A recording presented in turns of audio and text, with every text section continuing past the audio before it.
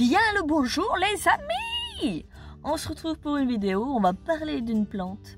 Une plante qui est vachement cool, surtout pour les temps qui courent, avec les virus, les bactéries et tout ça. Il faut avoir un système immunitaire en béton pour résister au coronavirus. Je ne sais pas si on doit le prendre sérieusement ou si c'en est certainement trop fait. Mais voilà, on va parler aujourd'hui de l'échinacée ou échinacée. Une plante extraordinaire, on peut le dire. Ça commence maintenant.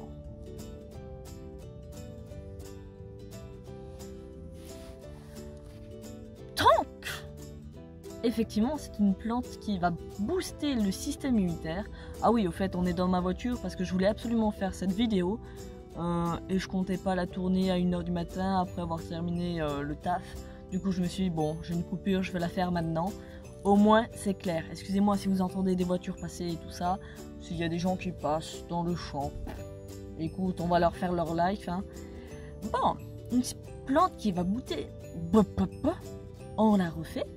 Une plante qui va booster le système immunitaire. Parce qu'elle a des propriétés pour le moins exceptionnelles. Donc, selon des recherches cliniques, j'ai trouvé ça dans un livre Larousse spécial sur les plantes. Donc je n'ai pas le nom de la recherche et tout ça. Je vais essayer de le trouver quand même et la mettre en description. Mais s'il n'y en a pas, je mettrai la référence du bouquin et vous vous débrouillerez avec le bouquin lui-même.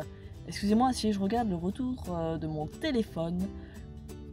Parce que cette fois-ci je l'ai mis face à moi et pas derrière. Du coup voilà. Et comme je suis dans la voiture, ça perturbe un peu bizarre. Par exemple là je me vois bouger les mains. Bon, des recherches cliniques ont montré que la consommation, par exemple, d'échinacée, sous forme principalement de teinture, c'est vachement plus intéressant au niveau des produits actifs, je ne sais pas si c'est comme ça qu'on le dit, mais des constituants qui font que la plante est bien, c'est plus au niveau des teintures. Du coup, je vous mettrai probablement des liens ou aller voir en pharmacie ou commander en pharmacie. Des teintures où moi personnellement je prends des gélules parce que ça me suffit et c'est ce qui est le plus pratique à prendre au quotidien. Mais sinon c'est des teintures plantes fraîches, principalement des racines, ou sinon vraiment la tête, le cœur avec les graines en haut de la partie aérienne qui est intéressante. Du coup des constituants qui permettent une augmentation drastique des globules blancs, et en plus de ça ils sont presque plus intelligents entre guillemets. Ils vont combattre plus, ils vont être plus résistants. Du coup ça va augmenter le nombre et ça va augmenter leur capacité. Si vous préférez, on pourrait comparer ça par rapport à une petite armée. Ils passent au level au-dessus si vous préférez. Du coup, augmentation est plus efficace. Par conséquent, c'est cool pour le système immunitaire, pour se protéger des agressions extérieures. Dans les constituants qui sont pour le moins intéressants, nous allons avoir excusez-moi, j'ai ma fiche de notes qui est là. L'alkylamide, qui est un antibactérien et un antifongique. Par exemple, ça va éviter d'avoir tout ce qui va être bactérien déjà, genre les gastro et trucs comme ça. On a ça en hiver. Par conséquent, c'est bien de faire une petite cure. Moi, la gélule, justement, c'est peut-être sous-dosé par rapport à d'autres trucs, mais ça permet d'avoir un continuum. Je ne sais pas si c'est français ce que je dis. Mais au moins, c'est comme si je prenais des vitamines.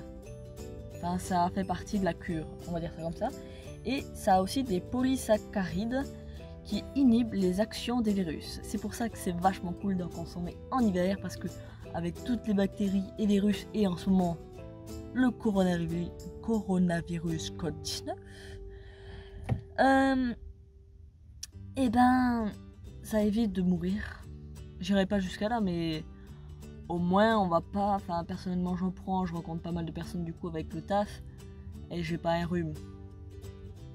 Du coup c'est intéressant je pense pour vous, si vous rencontrez pas mal de personnes,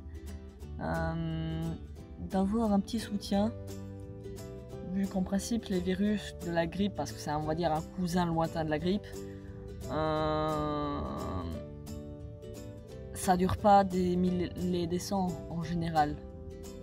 C'est simplement parce que le système immunitaire est plutôt bas, et c'est comme ils le précisent de temps en temps les médias, ça n'affecte principalement que les personnes âgées ou les personnes avec un système immunitaire très faible. Donc vous allez avoir un petit rhume, tu vois, pour les personnes qui sont actives, qui n'ont pas de soucis de santé.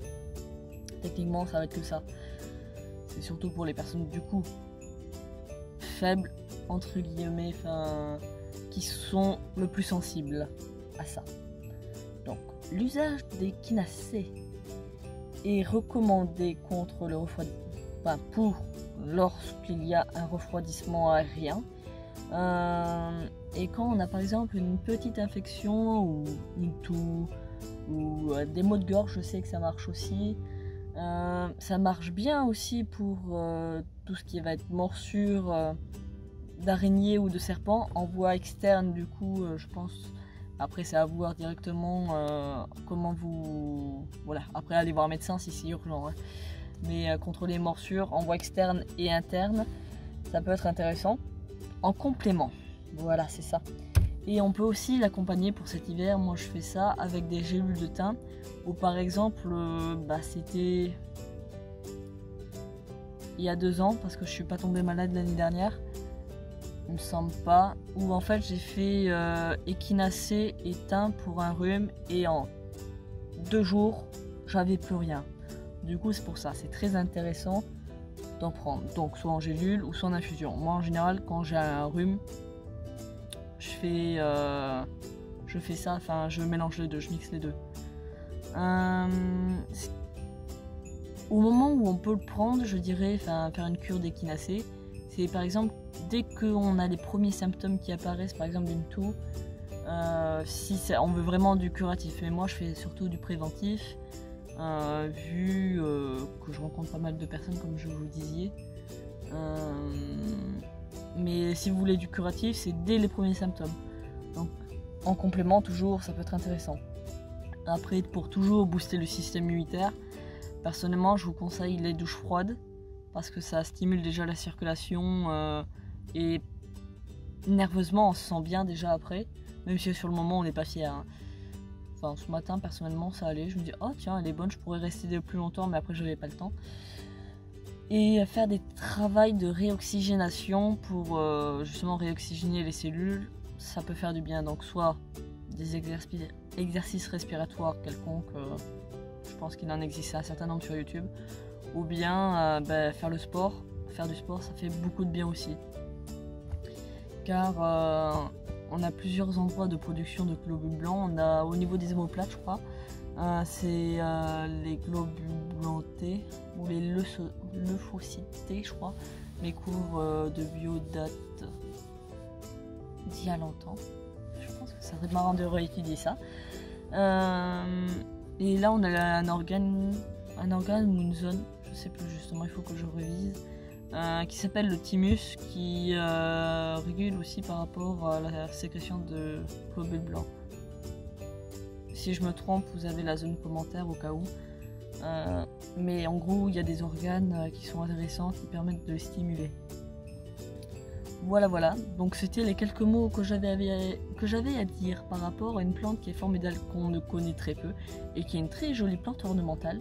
Vous avez pu voir dans la vidéo des petits plants fort intéressants.